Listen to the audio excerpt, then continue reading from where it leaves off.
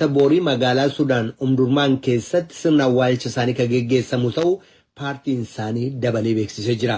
Filatamaan pirezidaantummaa Yuunaayitid Isteetsi Joo Baayiden kaleessa Thanksgiving yookaan guyyaa galataa Ameerikaa har'a ayyaaneffamu ilaalchisuudhaan qabsaa'utti akka cicha isaanii itti fufan waamicha dhiyeessanii jiru. Yeroo filatamaan pirezidaantummaa Baayiden haasawaa dhageessisan kanatti biyyattii keessatti lakkoofsi namoota COVID-19 qabamanii dabalaa jira. Hanqinni wabii nyaataas akkasuma ka dabalaa jiru ta'uun himamee jira. Gabaasaa Paatsii Widaakuswaaraa tujubeetu dhiyeessa. Vaayirasiin koronaa biyyattii keessatti hammaataa adeemus lammiiwwan Ameerikaa qajeelfama jiru boodatti dhiisuudhaan ayyaana waggaaf jecha imaltuu deemaa jiran. Kan haaraa filataman pirezidaantiin Ameerikaa Joo Baayiden haasaa ayyaana galataa laalchisuun dhiyeessaniin innaa weerarri kun jirutti aadaa baratame yeroof dhiisuu qabna jechuun waamicha dabarsan. Joo Baayiden lammiiwwan Ameerikaa vaayirasii kana ittisuuf akkasumas vaayirasiin kun akka hin tamsaane tattaaffii godhan dachaa akka dabalan illee waamicha dabarsaniiru. Don't let yourself surrender to the fatigue, which I understand it is real fatigue. I know we can and we will beat this virus. America's not going to lose this war. Waan dadhabsiisaa ta'e kanatti harkan kenninaa. Vaayirasii kan akka injifachuu dandeenyu nan beeka. Ameerikaan lola kanaan hin mo'amtu. Jalqaba torban kanaa pirezidaanti Doonaald Tiraamp aadaa Waayit Haawus kan ta'e ayyaana kana ayyaaneffatan. I hereby grant you a full Koorn dhiifama guutuu siif godheera. Aadaadhaan kan baratame innaa ayyaana galataa indaanqoo tarkii qalmaaf dhiyaate keessaa tokkoof dhiifama godhan Tiraamp. During this Thanksgiving, we extend our eternal gratitude to the doctors, nurses, healthcare workers, and scientists who have waged the battle against the China virus. Innaa ayyaana galataa kanatti vaayirasii Chaayinaatti duuluudhaaf kanneen adda durummaan dhaabbatan dooktoroota, narsoota, hojjetootaaf hayyoota saayinsiif galata keenya dhiyeessina. Yeroo dhiyoo keessatti talaalii weerara kana dhaabsisuuf jiruufis galata qabna. Indaanqoon tarkii jedhamtu innaa ayyaana guyyaa galataa nyaata beekamaadha. Garuu namoonni harka qalleeyyiin kuusaa midhaanii fuullee hiriiranii nyaata eeggachuun innaa weerara vaayirasii koronaa wabiin nyaata Ameerikaa keessaa dhabamuun hammaachuu mul'isa. There's really no way to have money coming in if you're not working. Yoo hin hojjettu ta'e dhugumatti maallaqi bakki argamu hin jiru jedhan. Caasaaleen fiidiing Ameerikaa jedhu kuusaalee midhaanii 200 ol kan of jalaa qabu yoo ta'u bara 2020 uummata Ameerikaa miliyoona 50 ta'u hanqinni nyaataa kan isa mudatu ta'uusaa beeksise. Kanneen keessaa miliyoonni 35 weerara ka'e kana dura hanqinni nyaataa isaan mudachuu beeksise. Yeroo baatii gannaa biyyattiin COVID-19 miidhamuuf kan jirtu yoo ta'u uummanni miliyoonni 13 vaayirasii kanaan kan qabamaniif kanneen 260,000 ta'an immoo du'uu malu. Taphataan kubbaa miilaa Arjentiinaa addunyaa irratti beekame Diyaagoo Maradoonaa waggaa 60ffaasaatti kaleessa du'aan boqote. Maddeen itti dhiyoo ta'an akka ibsanitti Diyaagoo Armaandoo Maradoonaa hartattaak yookaan dhibee onnee dhiigni tanqachuun akka tasaa uumamuun kaleessa mana isaa handaara magaalaa Buunos Aayires jiru keessatti du'aan boqochuun isaa himame. Akka taphataa kubbaa miillaatti yeroo hundaa addunyaa irratti kan dinqisiifatamu Maradoonaan gara Arjentiinaa hoogganee dorgommii waancaa kubbaa miillaa addunyaa kan bara 1986tti hirmaachuudhaan injifannoo gonfachiise. Kilaboota kubbaa miillaa bebbeekamoo irraa jalqabee hanga namoota dhuunfaatti guutummaa addunyaarraa karaa miidiyaa hawaasummaa du'a Diyaagoo Maradoonaatiif gaddatti dhaga'ame ibsachaa dinqisiifannaadhaan nagaatti dhaamaa jiru. Gracias por todo Diyaagoo. Galatoomi waan hundumaafuu Diyaagoo jechaa jiran. Taphattoonni bebbeekamoon akka taphataa Ivory Coast Didier Drogba fa'aa namani akka fakkeenya guddaatti ilaalu namani qomee fakkii isaa qabu yeroo duraatiif uffadhee nama kubbaa miillaa jaallachuudhaaf sababaa naaf ta'e jechuudhaan galateeffatanii nagaatti dhaaman. Yeroo jaallattoonni isaa addunyaarraa dinqisiifannaa isaaniif du'a isaatiif immoo gadda isaanii ibsachaa jiran kanatti pireezidaantiin Arjentiinaa Alberto Fernandes gadda biyyaalessaa guyyaa 3 labsanii jiru. Dhaggeeffattoota keenya oduun har'aaf qabnu kanuma. Kan dhaggeeffataa jirtan as Waashingtan DC irraa kan darbu raadiyoo sagalee Ameerikaa sagantaa afaan Oromooti. Magaalaa Maayikaadiraa keessatti haleellaa raawwatameen yoo xiqqaate namoonni nagaa 600 ta'an ajjeefamuu Komishinni Mirga Namaa Itoophiyaa beeksisee jira. Komishinichi bahee qorannaa hatattamaa ifa godheen haleellaa sana booda garee qorannaa gara naannoo sanaatti erguudhaan dhiittaan mirga namaa hamaan raawwatamuu mirkaneeffachuusaa ibse. Haleellaan sun kan raawwatame qindeessa milishaa Tigraayin kanneen deeggaramaniif yeroo sanatti aangoorra akka ture caasaa bulchiinsa nageenyaaf garee dargaggoota akka sirnaa hin ta'in Saamrii jedhuun ta'uu ifa godhee jira. Dhimmuma kanarratti kan gidduu kana gabaasa baase dhaabbanni mirga namoomaa sadarkaa addunyaa Amnesty International mootummaan Itoophiyaaf addi bilisummaa uummata Tigraay wal waraansa gaggeessan keessatti namoota nagaa waraansicha waliin hidhatan qabaanne miidhuurraa akka of eeggatan beeksisee jira. Gabaasaa Tsiyoon Girmaa jaallannee dhiyeessa. Komishinni mirga dhala namaa kan Itoophiyaa koree haaraa dhimma dhiittaa mirga namoomaa dhaqqabu qoratu hundeesse keessaa miseensa kata'an Hayimaanoot Ashannaafi tokko hojii naannoo ማይካድራatti gaggeessan kan ilaaleen akka jedhanitti በትንሹ 4-5 ከተሞች ላይ ቆይተናል። ቀጥታ የማይካድራ ምርመራ ከመጀመሩ በፊትም ሌሎች ቆይታዎች yoo xiqqaate magaalaalee 4 yookaan 5 keessa turreerra. Qorannaa maayikaadiraa ituun jalqabiin dura bulchiisa naannoo sana keessa turre. Kanaaf sagalee namoota adda addaa argachuu dandeenyeerraa amantii jedhu qabna. Magaalaa maayikaadiraa keessatti dhalattoota Tigraay haasofsiisnee jirra. Kallattiin haleellaa kanarratti kan hin hirmaannee fi namoonni lubbuun namaa akka hafan godhan jennee gabaasa keenyarra keenyee jirraa jetteetti. Toorri quunnamtii kamiyyuu addaan waan citeef deebii aangawoota bulchiisa naannoo Tigraay yookaan humna addaa gabaasaa kana keessa galchuu akka hin dandeenye kan ibsite Hayimaanoot garuu qorannaa gadi fageenyaan gaggeessinerraa gabaasa kutaa jalqabaa baasneerraa jette. Dargaggoota hojii humnaan hojjechuun jiraatan kan hanga 11 ta'an mana tokko keessa jiraatan irratti haleellaan dursee qindaa'ee gaggeeffame ka jettu Hayimaanoot kanaafis ragaan jiru.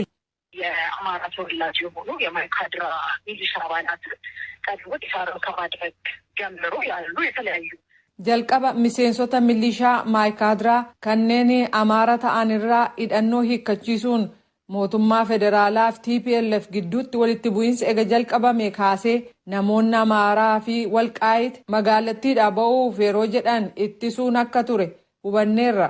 Kunis dursee qophiin akka ture agarsiisaa jette Hayimaanoot.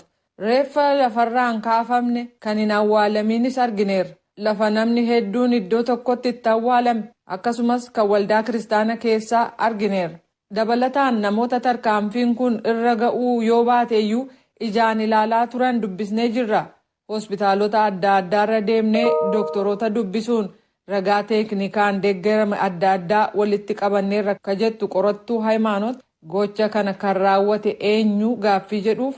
ያለምንም ብዥታ ማለት እችላለሁኝ በጥርት ባለ መልኩ ያገኘ ነው ሳምሪ የሚባል አንድ የወጣቶች መደበኛ ያልሆነ ወይም shakkii tokko malee jechuu nan danda'a. Haala qulqullaa'een kan bira geenye garee dargaggootaa caasaa jiru keessatti hin beekamne magaalaa maayikaadiraa keessa jiru kan Saamrii jedhamu isaantu ajjechaa kana raawwate. Kan biraa ka dhageenye bulchiisi magaalaa isaan deeggaruun dargaggoota Saamrii 10 hanga 20 ta'an milishaa naannoo lamaan deeggaramanii dhufuun milishoonni kun bitaaf mirga dhaabbatanii ittisuuf dirqamarra jiru cinatti dhiisuun dargaggoota Saamrii deeggaraa fi jajjabeessaa kanneen jalaa miliquuf yaalan immoo ol qabanii dhukaasuun yeroo tokko tokko immoo haleelanii deeggaraa akka turan dhageenyeerraa jetti Hayimaanoot. Maayikaadiraaf iddoo biraa kan Tigraay keessaa uummanni dheessuun Sudaan seenan fakkeenyaaf dhaabbata oduu akka Associated Pressiif warra Amaaraatu dhaloota Tigraay irratti gocha gara jabinaa raawwatee jedhu adde Hayimaanoot kanarratti gaafatamanii ለማጣራት ሞክረናል። ነገር ግን ለጊዜው ይህንን ማግኘት አልቻልንም። እንደ ቀድመን እንደጠቀስነው ፈጣን ምርመራ ነው እንደ ሌሎች የኮሚሽን kanas qulqulleeffachuuf yaallee jirra. Yeroof argachuu hin dandeenye. Akkuma duraan jedhe qorannaan keenya kan hatattamaan gaggeeffame malee akka qorannaa koomishinichi duraan baatiileef gaggeessaa ture sanaa miti. Qorannaa ramaddis miti. Koreen hundeeffame kun qorannaa hatattamaa dhiittaa mirga namoomaa lafa dhaqqabe jedhametti gaggeessa. Yaada gam hundumaa yeroof argachuu hin dandeenye. Garuu haalota turan hedduu tilmaama keessa galchuun xumura qorannoo keenyaarratti waan dhiibbaa geessisuun malan qulqulleeffachuu yaalleerraa qorannaan kunis itti fufaa jette. Qorannaa gara fuula duraatti gaggeessinu keessatti kan ilaalamu ta'a. ammaaf garuu hin arganne jechuun dubbatti qorattuu Hayimaanoot. Dhalattoonni Tigraay keessumaa dubartoonnii fi ijoolleen dheessanii akka ba'aniif haalli kan mijeeffamuuf yoo ta'u garuu kanneen Amaaraaf Walqaayit dheessanii akka hin baaneef ulaasa katta'aatti ittifamaa akka turan ragaan agarsiisu jira. Yeroo nuti gamasitti malle wal waraansi jabaan hin turre garuu Maayikaadiraa keessatti foolii hamaa namatti hin tolle dhaga'ama. Kunis reeffa namoota ajjeefamanii kan hin awwaalamin haferraa ta'uun ni beekama. Waan gaariin jiru immoo jette Hayimaanoot dhalattoota Tigraay ta'anii kan warra Amaaraa gargaaran ofitti qabanii afaan Tigree dubbachuun keellaa kaceessisan jara Amaaraa oolchuuf jecha balaaf kanneen saaxilaman agarree jirraa jetteetti. Kan ammaan dura waa'ee fixiinsa Maayikaadiraa gabaase Amnesty Internationaliif qorataa gaanfa Afrikaa akka ta'an Fisahaa Taklee qorannaan gaggeessan amma sadarkaa maaliirra akka jiru gaafatamanii gabaasa keenya isa duraan baafne sana booda jedhan. የተወሰኑ ሰዎችን በተለይ ከማይካድራ ሸሽተው እና ቆስለው ወደ አማራ ክልል የመጡ ሰዎችን ለማግኘት ችለን ነበረ። እነሱንም ኢንተርቪው አድርገናል። Namoota muraasa keessumaa Maayikaadiraa irraa dheessan akkasumas madaanii gara bulchiisa naannoo Amaaraatti dheessanii turan arganneerra. Isaan kana waliin gaaffiif deebii gaggeessineen naannoo namoonni Amaaraa itti heddummaatanii jiraatan keessa akkasumas namoonni hojii humnaa hojjetan lafatti baay'atanii jiraatan keessatti haleellaan akka ture kanas kan gaggeessan garee dargaggoota gurmaanii fi qaamota nageenyaa kan Tigraay kanneen milishaa jedhaman wal ta'uu nutti himaniiru jedhu obbo Fisahaa Taklee. Gama kaaniin dhimma Maayikaadiraa laalchisee VOAf deebii kennanii ka turan itti gaafatamaan waajjira koominikeeshinii Tigraay obbo Haddush kun uummata Tigraay irratti duguuggaa sanyii hamaa geessisuuf beekaa oduu dharaa faca'ee jechuun haalanii jiru. Kana malees jeneraalota soorata ba'an illee dabalatee afaan Tigree dubbatu jechuun yakka duguuggaa sanyii calaqqisu jedhanii obbo Haddush dubbachuu isaanii Tsiyoon Girmaa gabaastee jirti.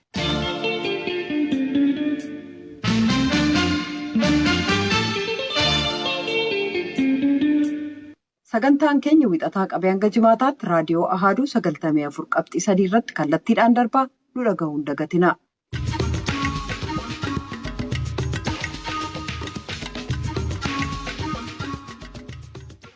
Keeniyaatti torbee darbe kana keessa doktoroonni fayyaa 10 vaayirasii koronaan qabamanii du'uun komii kaasisee jira.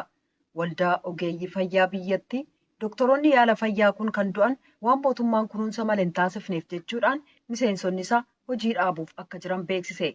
Mootummaan biyyatti fala barbaadaa jira jedha. Galmoo daawwittu gabaase. Keeniyaatti ogeeyyii yaala fayyaa 10 vaayirasii koronaan faalamanii du'anii jiru. Kunneen kana keessaa 4 jimaata darbe kana guyyaa tokkotti kan lubbuun darbe yoo ta'u, wanni kun waldaa ogeeyyii fayyaa Keeniyaa biratti dheekkamsa kaasee jira. Dr. Chipanzii Mo'achoondaa itti aanaan barreessaa waldichaa lubbuun dooktaroota kanaa kan darbe sababa mootummaan of eeggannoo malu taasisuu fi dhiisee jechuun komii jiru dubbatan. I think these deaths have been very painful. The lack of oxygen is real in the counties. Akkas jedhu Dr. Mo'achoondaan. Duuti ogeeyyii fayyaa kanaa kan nama gaddisiisuudha. Hospitaala kutaalee bulchiinsa garaagaraa keessa jiranittis hanqinni oksijiinii ammaa jira. Osoo waan tokko hin raawwatin ji'a 8 guutuu afaaniin dubbachuun faayidaa takkaa hin qabu. Keessumaa oduun waa'ee bakka dhukkubsatoonni vaayirasii koronaa itti adda baafamanii odeeffamu martuu dharadha. Dooktorota yaala dabalataa qacaruun itti fufuu qaba. Ministeerri fayyaa Sagayee darbee dooktorota 188 qacaruu himee ture. Garuu jarri kun haga yoonaa miindaan hin kaffalamneef waliigaltee yeroo gabaabaatiin hojii hojjetaa jiru. Inshuraansii fayyaallee hin qabanii rakkoo keessa jiru. Kana kanarratti raawwataa jiru ammoo aanga'oota mootummaati jechuun dubbatu. Dr. Mo'achoondaan mootummaan xinnaatu kutaalee bulchiinsa biyyattii keessa jiran tokkoon tokkoof dooktaroota yaala fayyaa 50 akka qacaru gaafatanii jiru. Dr. Saamu'eel Onookoo durataan waldaa ogeeyyii yaala fayyaa Keeniyaas duuti dooktaroota yaala fayyaa hanqina meeshaalee of eeggannoo hospitaala keessa jirurraa kan dhufeedha jedhan. Kanaaf mootummaan waan waldaan hakiimotaa kun gaafate guutuu baannaan mudda jalqabarraa kaasee hojii dhaabuuf akka dirqaman akeekkachiisanii jiru. Waldaan ogeeyyii fayyaa Keeniyaa hojii itti fufuudhaaf nuuf guutamuu qabu jechaan kan gaafatan wantoota 11 isaan keessaas ogeeyyiin fayyaa inshuraansii fayyaa akka argatan meeshaaleen barbaachisoon akka dhiyaatanii fi warri qacarame miindaan akka kaffalamuuf ogeeyyiin fayyaa dabalataas hospitaalota keessatti akka qacaraman kan jedhan warreen hangafa. Dr. Chipanzii Mo'achoondaa itti aanaan barreessaa waldaa ogeeyyii fayyaa Keeniyaa wantoonni heeraman kun nuuf guutamuu baannaan torbee muraasa keessatti ogeeyyiin fayyaa Keeniyaa hojii ni dhaabu jechaan akeekkachiisan. Mootummaan biyyattii garuu komii kana furuufan itti jira jedha Dr. Meersii Mo'angaangii Kaabinee Ministeera Fayyaa Keeniyaa. Mootummaan bakka bu'oota waldaalee kanaa waliin mariirra jira jedhan. Dhiyeenyas hospitaalota keessa hanqinni dhiyeessa meeshaalee akka jiru bira geenyeerra sana ni furra. Ogeeyyii fayyaa dabalatee hojjettoonni mootummaa inshuraansii fayyaa akka argatanus mootummaa murteesseera jechuun deebisanii jiru. Gabaasa Sagalee Ameerikaaf Galmoo Daawit Naayiroobii. Hospitaalli ispeeshalaayizidii Naqamtee yaalii kaansarii eegaluu beeksise. Hojii geggeessaan hospitaala ispeeshalaayizidii Naqamtee yaalii qorichi kaansarii taasifamuu kun kaleessuma eegale. Guyyaa tokko gidduutti namoonni 10 tajaajila argataniiru jedhan. Hospitaalota mootummaa naannoo Oromiyaan geggeessaman keessaa hospitaalli ispeeshalaayizidii Naqamtee dhibamtoota kaansarii yaaluunsaa jalqaba ta'aa jedhan Dr. Taarikuun. Namoota yaalii kaansarii fudhataa jiran keessaa tokko yaada kennaniin tajaajilichi Naqamteetti eegalamuunsaa baasiif yeroo isaanii qusachuu fi ibsaniiru. Naakor Malkaatu gabaase. Hojii geggeessaan hospitaala ispeeshalaayizidii Naqamtee Dr. Taarikuu Taaddasaa akka jedhanitti yaaliin kaansarii keemooteraappii jedhamu kun guyyaa kaleessaa hospitaalichatti eegalamee jira. Yaaliin kun akkamitti akka kennamuu fi gosoota kaansarii hospitaala ispeeshalaayizidii Naqamteetti yaalamuu danda'an nutti himanii jiru. Yaalii kaansarii hospitaala ispeeshalaayizidii Naqamtee keessatti jalqabamuu faayidaa inni kennuu danda'u irrattis akkasuma yaada nuuf kennanii jiru. Bilbilaan kan isaan dubbisne maalummaa yaalii kaansarii keemooteraappii ibsuudhaan kan isaan jalqaban Dr. Taarikuun. Guyyoota lamaan kana yaaliin kaansarii qorichaan kennamu eegalee jira. Kanaanis haga ammaatti gara namoota 10 kan yaalii argataa jiru. Kanaaf yaalii kaansarii kan nuti eegalle yaalii kaansarii keemooteraappii jedhamu keessattuu carariidhaan ala kan jiru kan qorichaati. Kun immoo kaansarii yaaliin isaa gosa lamaan kennama. Inni tokko raadiyeeshiniidhaan itti kennama. Kan biraan akkuma jenne qorichaan kan kennamu jira. Keessattis warri raadiyeeshinii yookaan cararii xumuratanis deebi'anii qorichuma kanaan yaalii isaanii dhufanii xumuranii keessaa bahu. Kanaaf yaalii kaansarii kan qorichaan kennamu kana keessattuu kan namoonni baay'een itti yaalii dhabanii rakkataa jiran kana guyyaa kaleessaa ifatti eegallee jirra. Keessattuu uummata gara lixa Itoophiyaatti lixa Oromiyaa qofatu hin taane. Kanaaf kun sagalee gammachuu yookaan sagalee bisiraachuu isa guddaadha. Dooktar, yaalii kaansarii kan keemooteraappii yookaan qorichaan kennamu kana keessatti dhibeewwan gosa kamiiti kan yaalaman? Yaaliiwwan kun gosa ni qabaatu. Kun gosa dhukkubarratti hundaa'e, sadarkaa dhukkubarratti hundaa'e yeroo adda ba'u kan kallattiidhaan cararii yookaan raadiyeeshinii ni jiraata. Amma keessattuu warreen sadarkaa sanarra hin geenye yaalii fakkeenyaaf kanneen akka kaansarii harmaa, hojikiinsi kan jedhaman kan amma yaalamuudhaaf asitti qorichaan yaaliin kan kennamuuf malu isaan kanaatu kennama sadarkaan amma jiru kanatti keessattuu morra guddeessa qabatee kan jiru ministeerri fayyaas kan itti xiyyeeffate kaansarii harmaati harka 30 ol amma kan namoonni ittiin rakkataa jiran jedhameeti kan yaadamu. Isa guddeessa kaansarii harmaa dabalatee namoonni kaansariin isaanii sadarkaa amma yaalii raadiyeeshiniitiin ala jiru hundi isaanii asitti yaalii kana argachuuti malu. Kanaaf nuti kanneen qorichaan kennaman kana amma onkoloojistii wajjin waliin taanee namoonni jiranii ogeessonni garaagaraa leenjanii kan kennu eegalleetu jira. Amma kan biratti kennamu isa kana. Dooktar, onkoloojistii jechuun maal jechuudha? Ogeessa ispeeshaalistii kaansarii yaaluu jechuudha. Yaaliin dhibee kaansarii jalqabamuun isaa faayidaa maalii qabaata hawaasa naannoo sanaaf? Si kaasuudhaaf dhuunfaadha jechaan ibsuuf faayidaan inni saba kanaaf qabu. Sabni kun sadarkaa dinagdeetiin saboota garaagaraa irraa kan ka'e baroota dheeraaf dinagdeedhaan miidhamee jira. Yaalii wayyaan illee ittiin hin butamne namoonni garaagaraa yeroo garaagaraatti turanii kanarratti xiyyeeffatanii hojjenne keessaa baqachuun jira. Yeroo keessa ta'anii keessa adeemaa jira malee keessa ta'anii irratti fudhatanii yaaliiwwan ulfaatoo akkasii gaditti fiduun hin turre. Uummanni keenya immoo qabeessi dinagdeedhaan hin jabaanne sangaa tokko waggaa 7 guddisa. Birrii 10,000 10,000 gurgura. Yaalii kaansarii tokkoo fi marsaa tokkotti quba hedduu gaafatamuu mala. Kana waan hin qabneef hamma guyyaa irraatti mana isaatti deebi'ee carraa du'aa eeggata. Guyyuma kaleessaa yeroo yaalii kana eeggannu waan nu walitti irraa wanti kaase namni yaalii jalqabaa yeroo jalqabaatiif fudhatte marsaa tokkotti gara Finfinneetti birrii 18,000 baasanii yaalii isaan itti fufuuf waan humna dhabaniif haduutu jedhanii gara qe'ee isaaniitti fudhatanii galan. Kaleessa garuu yeroo yaaliin ishee irratti jalqabu birrii 1,800 nu biratti yaalamtee gammadaa gara qe'ee isheetti galte. Kana jechuun birrii 18,000 isayyuu kan namni keenya tiraansipoortiitti baasu, kan inni nyaatu, kan inni nama wallaalee joon jedhu, kan inni afaan wallaalee joon jedhu, kan inni karaa irratti gubatu hin dabalatu. Kallattiidhaan yaalii argachuu qofaaf kan isaanitti cinqaman ture. Kana jechuun warreen kaan immoo dabaree eeggachuu dadhabbii irraa kan ka'e kiliinikoota dhuunfaa jooru. Kanaaf madda galii namootaa ta'ee ofii isaatii jireenyatti namne ijoollee isaatti namne yoo inni dura ta'e illee malee kan isa hafu ijoollee isaa qe'eedhaan nyaanne ormaaf galii ta'ee jiraataa ture. Kanaaf hiikaan isaa ulfaataa keessattuu saba gargaarsa dhabee lafa lixu dhabe kanaaf. Namoota meeqa gara fuulduraatti yaaluudhaaf hospitaalli ispeeshaalaayizii naqamtee kan karoorfatee jiru. Yaaliin qaanqee yookaan raadiyeeshinii jennee waamnu yookaan cararii jennee waamnu kanaan taasifamu hospitaala ispeeshaalaayizii naqamteetti akka jalqabamu gochuudhaaf wanti isin hojjetaa jirtan yoo jiraate. Kanuma argame yaaluuf karoora qabna. Tarii lakkoofsi kun heddummaachuu danda'a kan jedhu yaaddoo qabna. Amma nuti guyyuma jalqabaatiin gara nama 10 ga'ee jira. Kana jechuun biyya muraasa keessatti lakkoofsi nama kanaa akkumaan ol ka'uu danda'a jennee yaaddoo guddaa qabaachuu danda'a gara fuulduraatti. Kanaaf qophiin ta'uu qabus sadarkaadhuma kanatti jabaatamee qophaa'amaa deemuu qaba. Gara fuulduraatti itti bal'ifamee immoo keessattuu amma gamoo guddaan ijaaramuuf yaadamaa jiru jira. Raadiyeeshinii kana amma yeroo dhiyootti jalqabuuf yoo kan ulfaatu ta'e illee cararii jennu kana gara fuulduraatti itti yaadamee irratti hojjetamuu danda'u ta'e jiraata. Kan ammoo biiroo fayyaa Oromiyaatti yookaan mootummaan naannoo Oromiyaa akka biyyi naannootti tokko ijaaruuf karoorfatee akka qabu quban qaba. Garuu nuti ministeera fayyaa wajjinis taane uummataa wajjinis taane keessattuu of dandeenyee kutaanii carariin kunis itti kennamu banamuu qaba kan jedhu yaada qabna. Hospitaalonni biiroon fayyaa Oromiyaa bulchuu gara 100 qabu amma jedheetiin yaada. Kana keessatti hospitaalonni of danda'anii jalqaban hin jiran yoo kanneen yuunivarsiitiidhaa fi kolleejota ta'anii akkaataa garaagaraatti jalqaban malee. Kanaaf hospitaalonni kun of danda'ee yaaleeffachuu jalqabuu isaatiif Oromiyaa keessatti kan jalqabaa ta'a. Hospitaalota Oromiyaan bulchaa jiru keessaa yoo ilaallu jechuudha biiroon eegumsa fayyaa Oromiyaa bulchu. Kun immoo warreen kaaniif fakkeenya ta'ee sodaa tokko dhiisanii iddoo garaagaraatti hawaasa tajaajiluuf qotannoo yoo itti galanii namoonni du'aaf gara qe'ee isaaniitti galeen du'a jedhan harma immoo fayyuun qaba jedhanii gaafa deebi'an gaafa laallu addunyaa kanarra gaafa jiraatan kanaa ol kan nama gammachiisu hin jiru waan ta'eef warreen kaanis qotannoo yoo itti deemanii kana hojjechuu danda'u jennee illee yaadna. Yeroo ammaa kanas yaalii kana kan jalqaban ispeeshaalistii dhibee kaansarii yookaan onkoloojistii jedhamanii waamaman waliigalteedhaan Finfinnee hospitaala Xuqur Ambassaa yookaan Black Lion irraa argataniin ta'uu dubbatanii jiru. Ogeessota leenjifaman 2, faarmaasistoota 2 fi narsoota leenji'an 4 hojiitti seenuu isaanii Dr. Taarikuu Taaddasa dubbatanii jiru. Namoota yaalii kaansarii keemooteraappii yookaan qorichaan taasifamu fudhataa jiran keessaa isaan tokko bilbilaan dubbiseen jira. Nagaash Guyyaa isaan jedhama.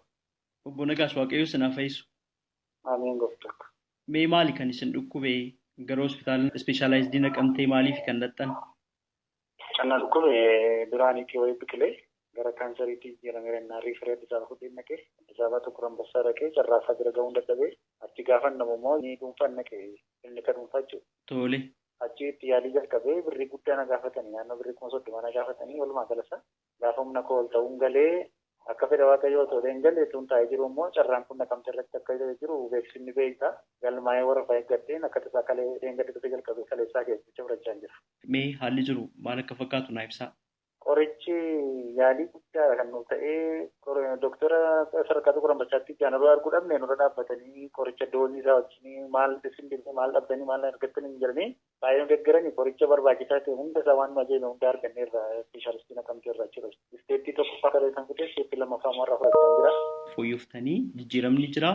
Fayyaa koorratti jijjiirama guddaa jira. Kaleessarraa baay'ee naa wayyadan qoricha tarmii lammaffaa fudhate. Hospitaalli ispeeshaalaayizii naqamtee yaalii kaansarii achuma magaalaa naqamteetti jalqabuun isaa hawaasuma akka Oromiyaa lixaa fi akka biyyattiitti jiruuf faayidaa maalii qaba jettu? Yaalii kaansarii asitti jalqabuun isaa naannoo kanatti hin ta'in akkuma wallaggaa kanatti inni rakkoo guddaa furee dhibee kanaan namoonni saaxilaman hedduudha waan ta'eef karaa gabaabaa fi yeroo gabaabaa keessatti argatee afaan isaatiin dubbatee rakkoo isaa ibsatee haala argachuudhaa fi fala guddaa kennee jira hawaasa keenyaaf kana dabalatee abdii guddaa irraa qabna gara fuulduraatti. Gatii isaa ilaalchisee haalatti ogeessotni nama yaalan ilaalchisee yaada maal qabdu?